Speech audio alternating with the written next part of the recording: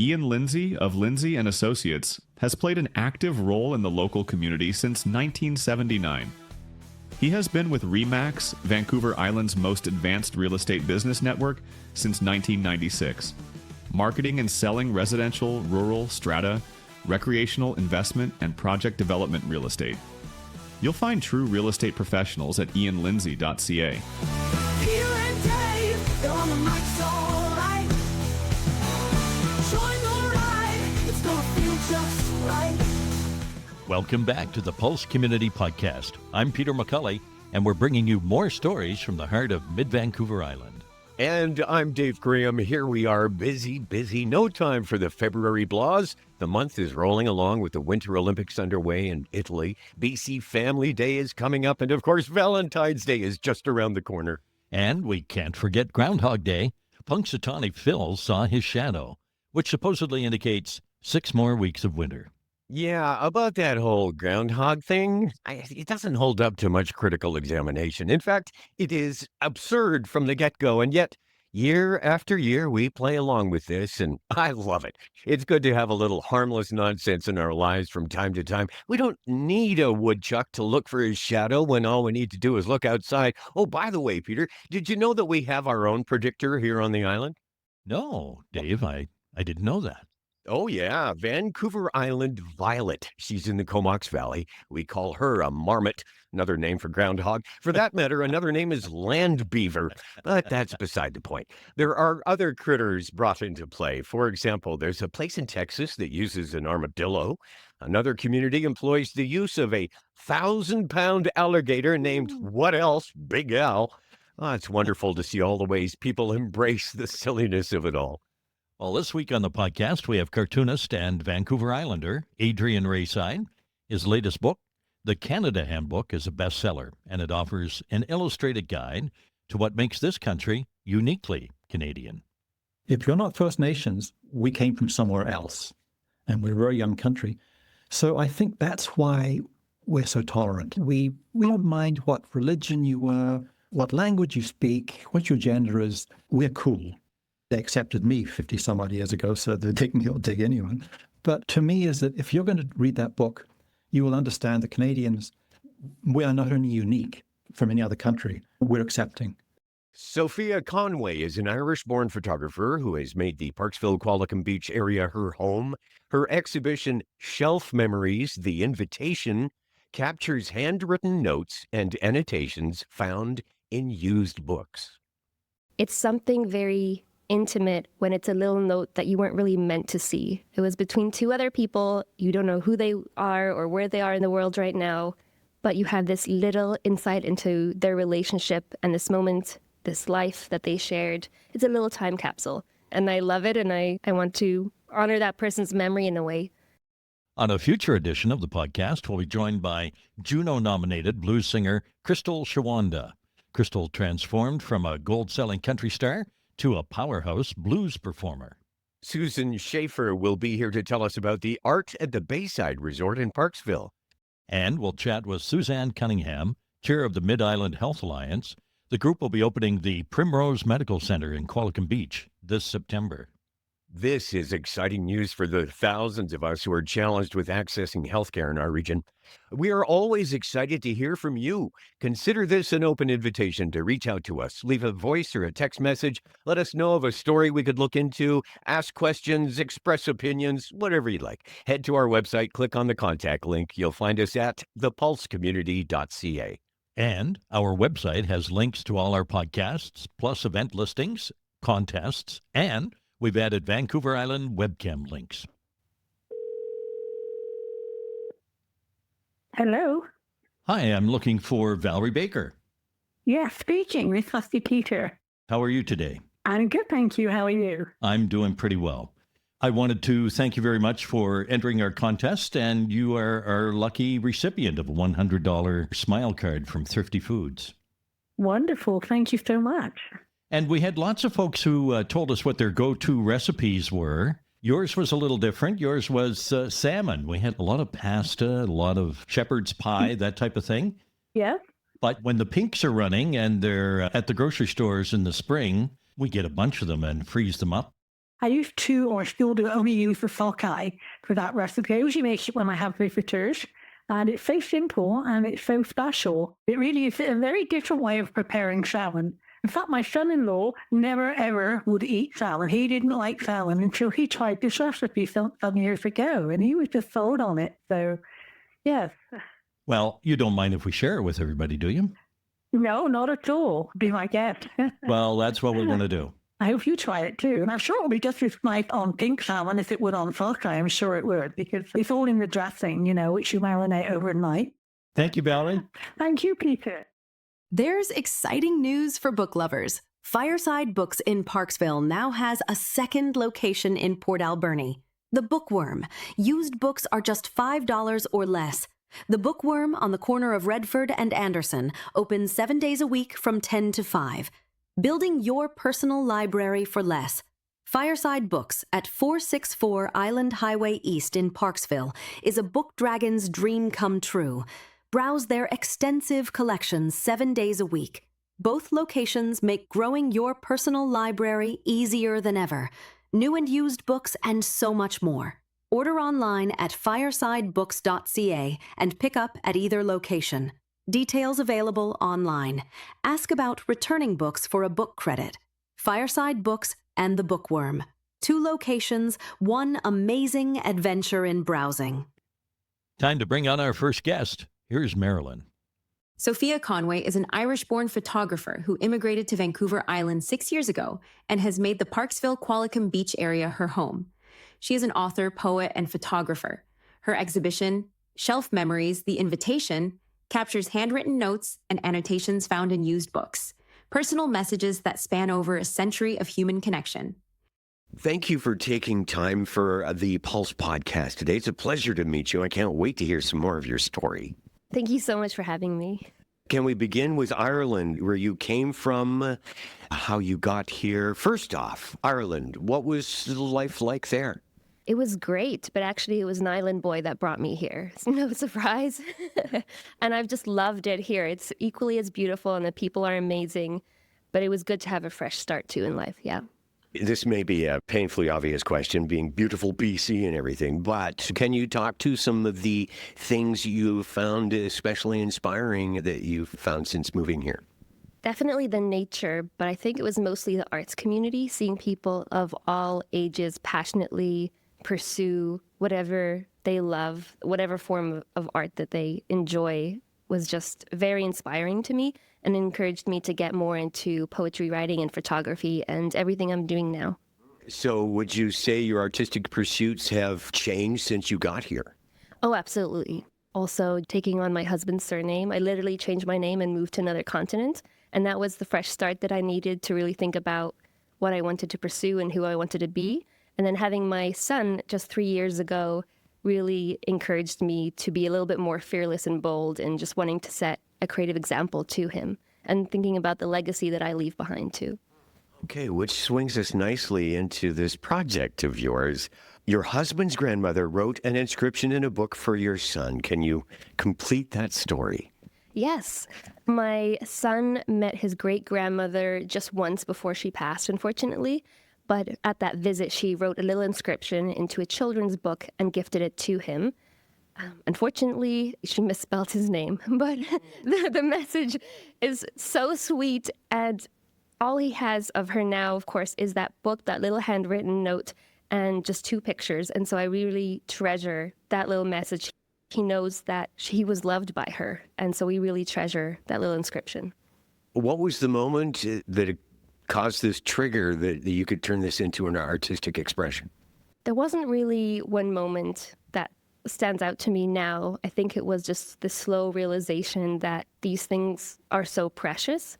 I found a few inscriptions in some thrift store books as well, and just thinking how amazing and personal and precious these things were. It just felt such a shame that they succumbed to these thrift store shelves.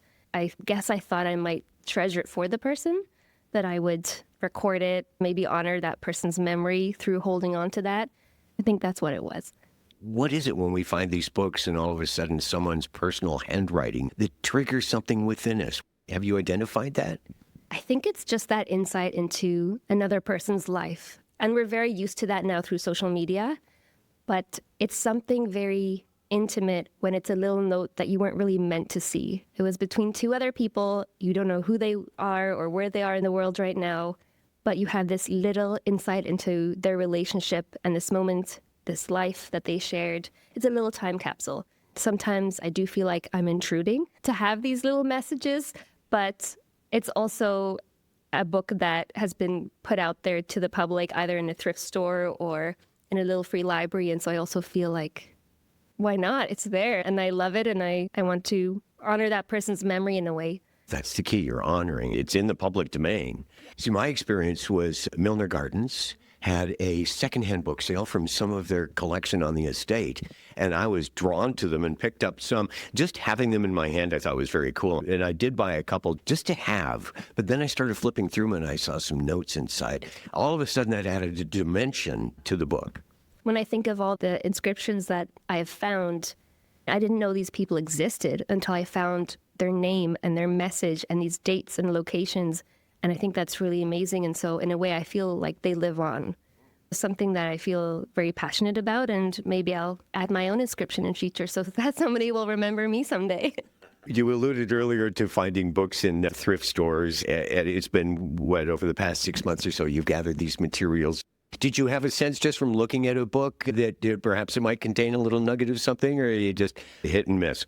After a while, I have recognized a little bit of a pattern in the kind of books that people like to give. And now I know that I will most likely find something if it's religious or faith related, because those are books and topics that are deeply personal to people and often used to encourage each other spiritually. Also children's books, especially the classics. Like for my son, I have done this too, where I've especially sought out a children's book that I loved as a child so that I can read it to him. And so there are a lot of grandparents especially that gift children's books. But anything that would mark a milestone in somebody's life. One of the pieces is a Sunday school hymnal gifted to a little girl immigrating from the UK to Canada. The Methodist school hymnal in the inscription, 25th May 1930. What did you feel like when you opened this book and saw that? I didn't think so much until I sat down to take a picture of it and decided to try Googling it, because it has the name of the school where she was gifted this. And I looked that up and realized it was based in the UK, where I believe it still exists today. And then when I looked up the date, 1930, was actually the years of the Great Depression. Just with these two small pieces of information, I suddenly understood so much more about what this person probably was going through, this little girl, that her family were immigrating during the years of the Great Depression over to Canada. Especially, as you mentioned, as an immigrant myself, it really stood out to me. And so one or two of the books I've held on to because they feel personal to me. And I just feel like I understand a little bit of what this little girl might have gone through. And the fact that I found it here in Canada shows that she has arrived. But it's this beautiful little time capsule of a very tumultuous period in somebody's life and has a historical context too, which I enjoy. And this is definitely one of my favorites. And the handwriting is exquisite. That is something that's gone down. I mean, I noticed with the more modern and recent books, the handwriting is not as nice as it used to be, but it's far easier to read. And I feel like it's more humorous these days, where people give more joke books. Well, maybe it was simply the cost of books back then or a more serious society. I couldn't tell you, but it's definitely more formal and beautiful looking, the older books, yeah. Have you picked up on any other trends from older to newer? I feel like some of the older books are simply in better shape. People had more respect maybe for the written word, but it's hard to tell. It really depends on what journey they've been on. So are you going to continue looking for more books and inscriptions? I intend to, certainly. It's something that I really love doing. I'm amazed that nobody has done this before. This is actually an original idea, which is exciting too. It's something that I would love to continue doing, especially when it comes to the books that I find in the area. I feel like it's a little time capsule of related history and the people and the relationships that have happened here. I really would love to continue doing it, and I intend to. Is there like a dream inscription that you have in mind that would be the pinnacle? A historic figure would be incredible, but that would be a very big dream. I think at this point, I'm just happy as long as there's a date in it. I'll be happy with whatever inscription I find, but the dates really add the historic layer to it. Like with the school hymnal, the addresses too and names of places just really allows you to imagine what that might have been like or where that was. So I'm happy with whatever I can find, actually. You're planning to make this exhibition interactive. How's that going to work out? With the first one, it was more just trying to invite people in to value these inscriptions a little bit more and take the time to look at them. This time, I would love for people to create their own inscriptions, which will be then put out into the little free library that we're going to launch at the McMillan Art Centre Community Gardens next door towards the end of the exhibition, I think in May. That will allow these inscriptions and these books then to float and rotate around the community. People can then take out a book and read this inscription and get this little personal story from somebody else in the community, from a visitor, friend, neighbor. You might not necessarily know who, but I think it's going to be an opportunity for community connection and to record a little bit of what's going on now. So I'm excited about this interactive element, and I look forward to seeing what people write. How does it feel to be a curator of these memories, these moments captured in these pages? What's that like for you? I definitely feel as though I'm intruding, but I also feel it's a privilege to hold on to these things. And I think of my son's great-grandmother who, through these pictures and this one book and her handwritten note, lives on for him. And so it feels deeply personal, and it feels like a very important mission some days, especially when I find books with these just beautiful annotations. Some can be very short and humorous, and other ones feel deeply personal and offer real insight. And I think it's such a privilege to be able to catch a glimpse. Obviously, these people didn't know that I would be sharing this with the world, but I hope that their memory lives on in this way. And what would you like people attending this show to take away with them? Just the reminder that there's so much going on in our lives. Right now in the world, there's so much polarization and division, but if we can just take a moment to read each other's stories or give little insights, I think it reminds us of the heart and the person that's behind things. And so I hope it offers community connection and just a little bit of insight. Our thanks to Sophia Conway for joining us on the Pulse podcast. Her exhibition captures little glimpses into other people's lives, and she's honoring those moments in a very thoughtful way.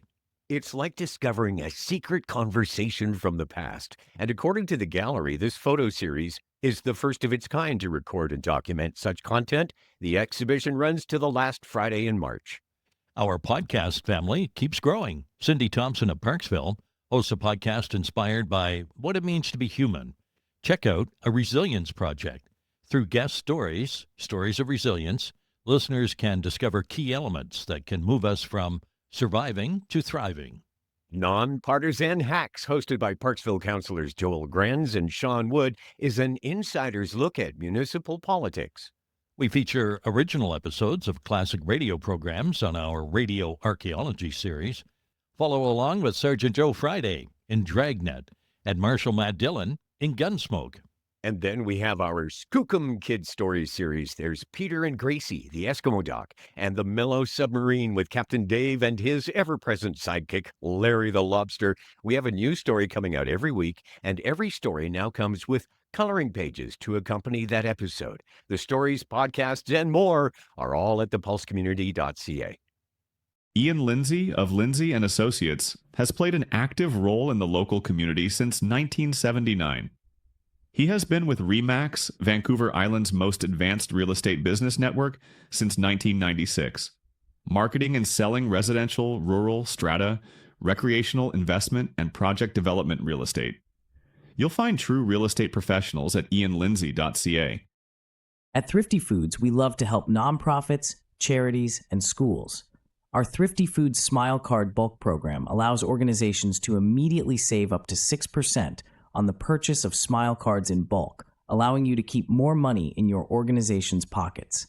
Ask for details at Thrifty Foods in Parksville. Hi, Dave and Peter. This is Mickey, the organizer for Elbows Up Van Isle. I'd like to invite your audience to join us on Sunday, February 15th, noon to 2 p.m.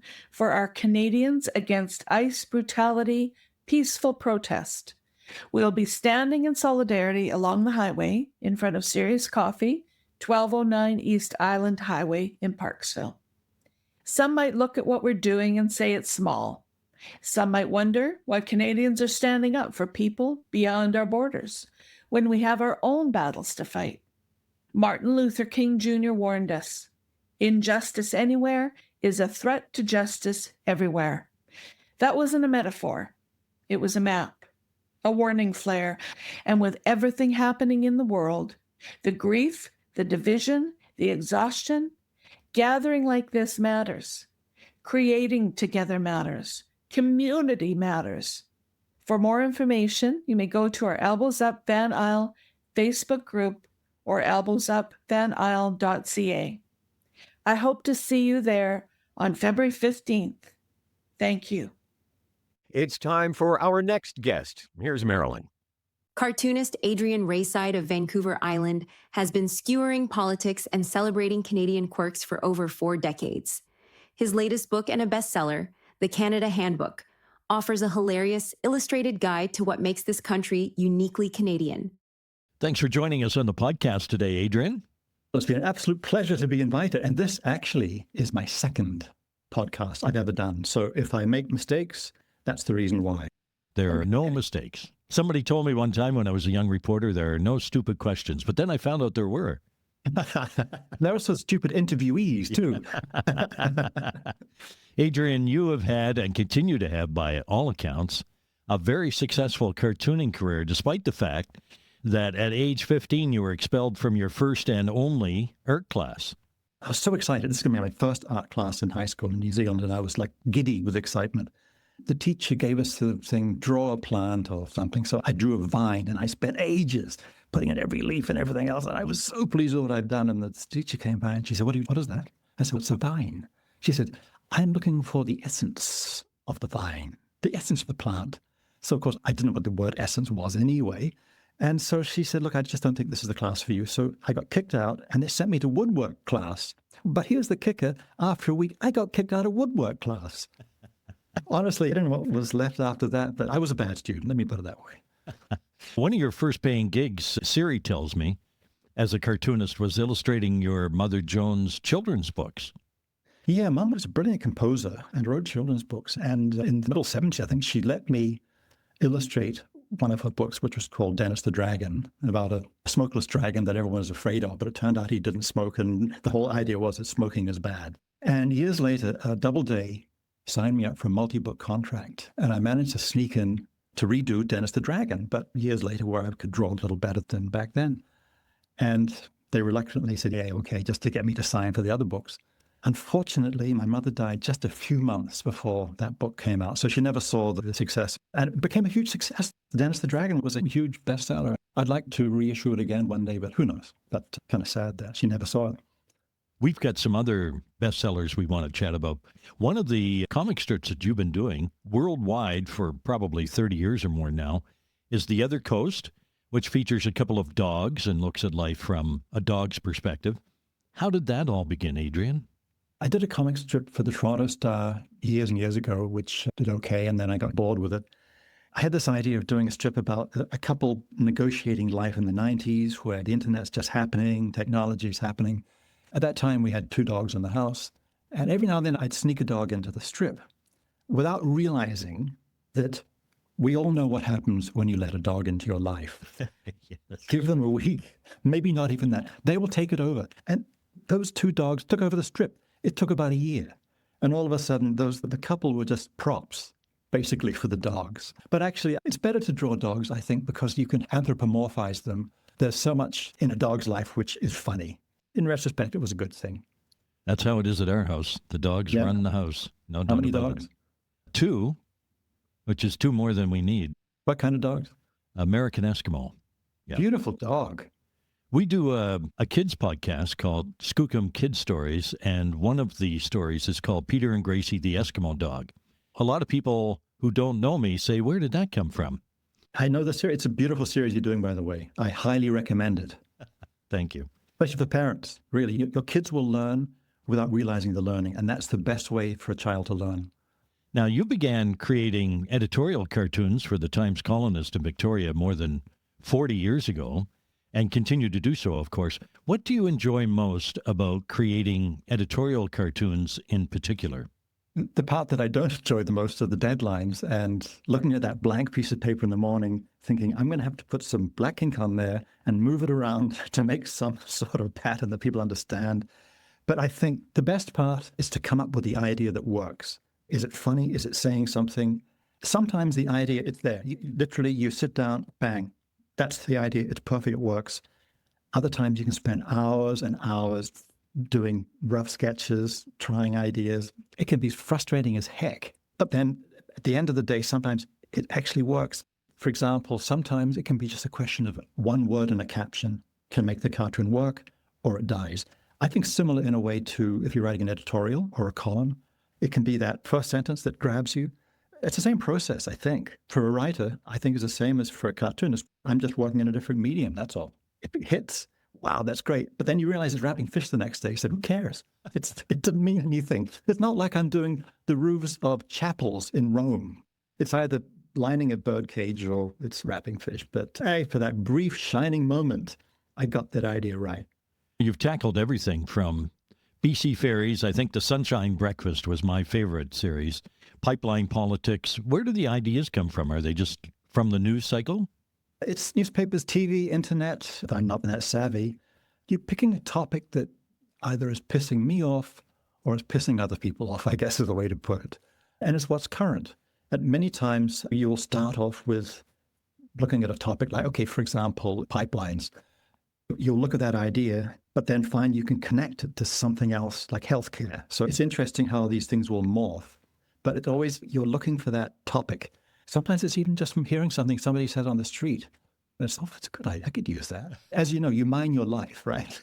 Do you have favorite themes or subjects? Okay, BC Ferries. I admit it. I'm addicted. I am addicted. Do you know what? Here's a funny story. This is a number of years ago. I was doing so many cartoons on BC Ferries. They were getting very pissed off. They hired some guy to draw a cartoon about me, drawing cartoons about BC Ferries and how I just have no ideas and I'm such an idiot that all I can do is cartoons on BC Ferries, right? They send it to me. So I thought, oh, this is really funny. I sent it to the newspaper. They ran it and I got paid for it. So send me more. Now, 3 of your books have been about pets. Tell us about the World According to Dogs and Owners Manual, because when I read that, it would appear that the dogs have a sense of humor when it comes to the owners and not the other way around. There's so many books about dogs. In fact, did you know that there are more books about dogs than cats? And also that the Bible has tons of references to dogs, but none about cats. But we digress here, as you can tell, I'm cats. There are so many books on dogs written by people about dogs. And I thought to myself, why not do a book about dogs from the dog's perspective? Like, what is the dogs like? They must think we're weird. Let's face it. You go for a walk with a dog and you're carrying that little plastic bag. The dog poops, you pick up the plastic bag and you carry it with you. The dog must think we are insane. It's like, what? Are we taking these things home and collect? Do we win valuable prizes if we get enough of them? When you think about it, dogs think we are very strange. Somebody once said to me, dogs don't think we're human. They just think we're dogs on 2 legs. They don't understand that we're a different species. Adrian, I just finished the Canada Handbook, which is a bestseller. Siri told me the story that this book has been about 25 years in the making. You first thought about it during the first George Bush presidency, and then that's when Americans were all searching how to move to Canada on Google. What made you finally dust it off and complete it in its present form? I tried it again because I dropped it after 9/11 happened. I thought, well, the book isn't really going to happen. And then we had the first Trump presidency, and I started it then, but he wasn't as crazy as he is now. There wasn't a central theme for it that I could come up with, except, hey, move to Canada is great. So I dropped it. Then Obama was there. The publisher called me up when Trump was running for the second term and said, hey, you know what? You should finish. This is Harbour Publishing, by the way. Big plug for Harbour right there, just in case Harbour are listening. They said, why don't you finish the book? I was like, oh, look, Trump isn't going to be reelected. Nobody's that stupid. No, I'm not going to do it. So I forgot about him. He got elected. So I'm panicking. Now I've got the publisher, okay, we need this thing out, like quick like a bunny. Of course, they've got hardly anything done. For the next few months, but literally I was working on this thing every spare moment to meet that deadline. And I think the reason that it came together was his talk of the 51st state. That was the thing that was a central theme for that book. This is going to work because of that, because it's not only saying, hey, Trump's an idiot, these are all the things that we don't like about him, but it's also saying to Canadians, you know what? This is what we got. It's pretty cool. Work for both Americans saying, we're out of here, we're coming to Canada, and for Canadians to say, hey, you know what? This is a great country. The book, for folks who haven't seen it, that's obviously why we're chatting about it. It takes a tongue-in-cheek approach to celebrating Canada. We only have 6-week elections, and we have stronger beer, and as you say, we don't have Donald Trump.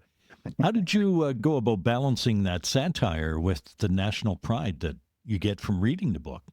I think Canadians are really comfortable in their own skin. We don't mind people making fun of the fact that we say sorry aloud. That's not a big deal. We're a bit embarrassed about the Canucks and the Toronto Maple Leafs, but we also make fun of that too. But then we go and buy tickets to see a game that we know they're going to lose. It's like, how Canadian are we?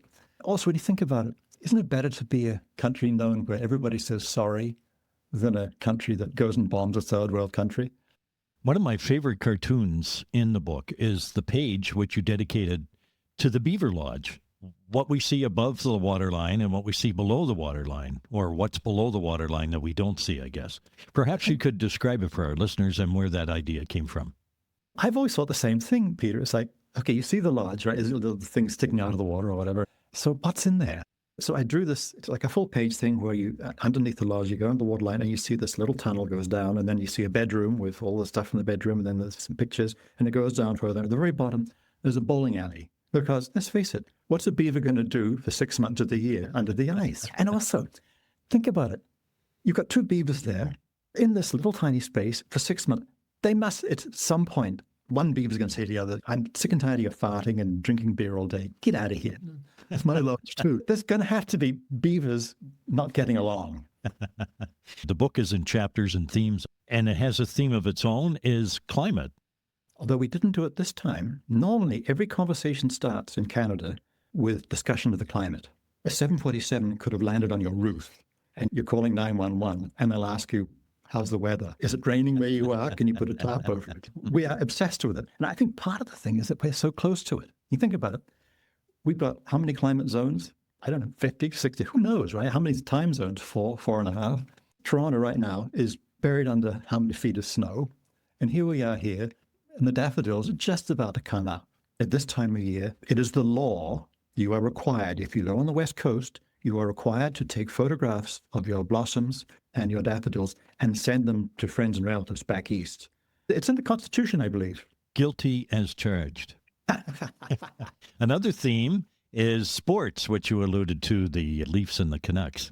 This is the one time when Canadians, when you can legally stand up and scream at someone. You can be the nicest, politest person on the planet, but then you go to a hockey game, junior hockey game, or pee-wee hockey game. It doesn't matter. It's incredible.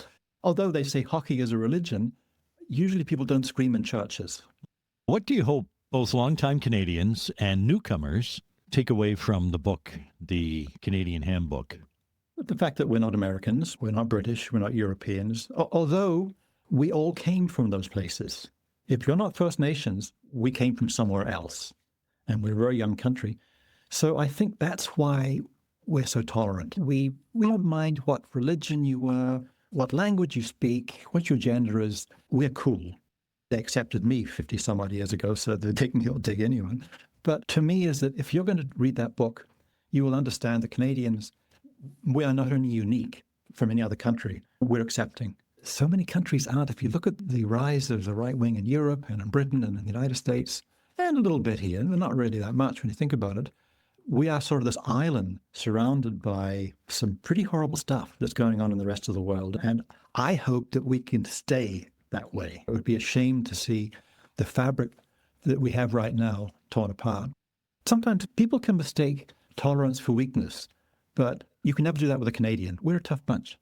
Adrian, you were talking about the internet, and not only folks can find you in various media anywhere in the world in print, but you've recently redeveloped your website so folks can now visit you or even have your cartoons come into their inbox on a daily basis. Tell us about what you've done with your website.